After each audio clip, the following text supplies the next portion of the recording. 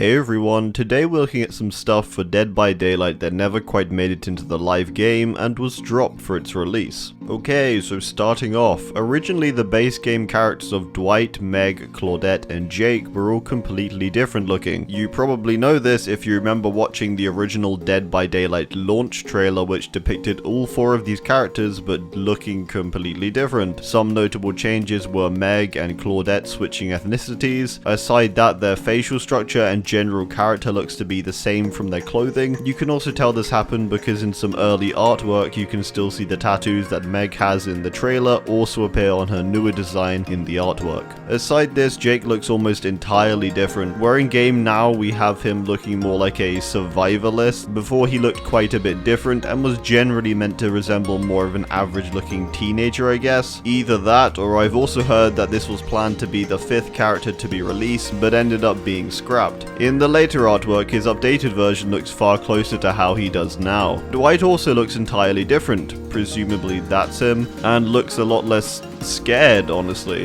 It seems his character was changed around quite a bit before the release of the game. Okay, now on to killers. For Trapper, looking at the early prototype build, seemingly originally had a gas mask on. Possibly this was to lean more into him being a miner or running a mine with his father in the law. Either this, or some people have theorized that this could be the Smasher, the killer that ended up being scrapped in development. I think it's probably just the Trapper though, personally. There was also this killer which resembles that of someone with a bunny mask, meaning it was potentially an early version of the Huntress, just without the hatchets and instead a machete kind of weapon. Some other small changes were that originally Trapper was named in the game files as Chuckles, Wraith as Banshee, and Hillbilly as Crooked.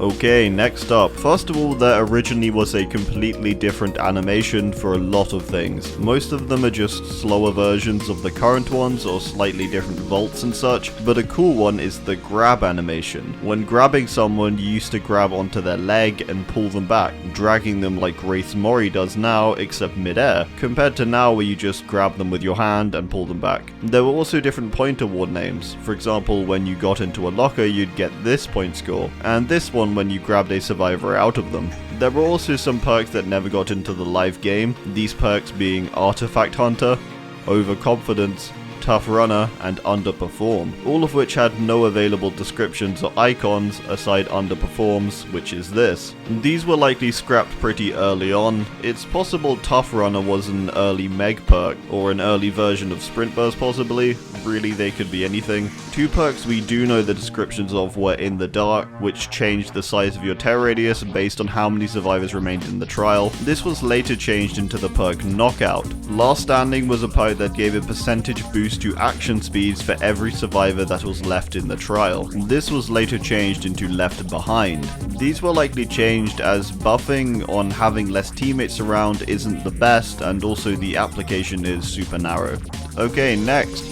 Prior to the existence of scratch marks, the way the killer would track survivors was actually through both sound and indicators that would come up on the screen, a bit like the sound explosion bubble things we have now, or Killer Instinct. This would give the killer live tracking of where survivors were. So if they were nearby, I think about terror radius range, then they could know exactly, yes, exactly where you are at all times, from both an on-screen indicator and a sound cue. This supposedly would have taken out all of the stealth element of the game, but it does make lockers more valuable, I guess, and have a higher purpose for gameplay.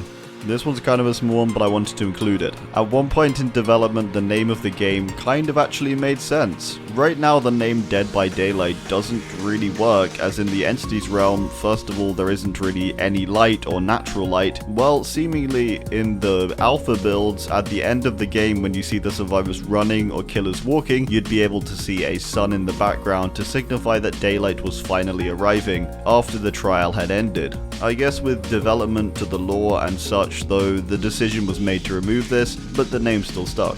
Okay, next one. Something a lot of people want today in DBD is some kind of nerf to the hatch. One thing that DBD had in its test builds was a hatch animation prior to being able to escape through the hatch. This is something I'd honestly be pretty interested in seeing returning after all these years. The other thing related to escapes that the devs mentioned in the prototype builds was the ability to close gates after opening them. Yes, that's right, you could open an exit gate and then close it behind you. Apparently the idea behind this was initially meant to create interesting plays for killers such as Wraith, who could invis into the gates and then behind them, a bit like Nurse can do at the moment. Some other interesting changes visible in game were that pallets were initially going to be called bookshelves, and there was a chat?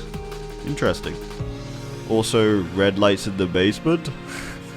Okay, finally, early in the game's development there was plans for survivors being capable of climbing structures and being able to run and jump across them, kind of like free running or parkour. In the prototype builds you can see characters jumping across high buildings and running all over the car wall stacks on Autohaven Wreckers.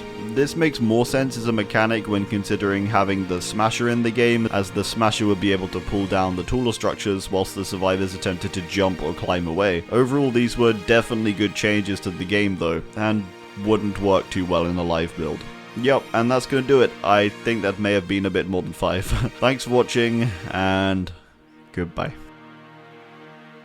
An additional thank you to LHPL3, as well as my other members for supporting the channel.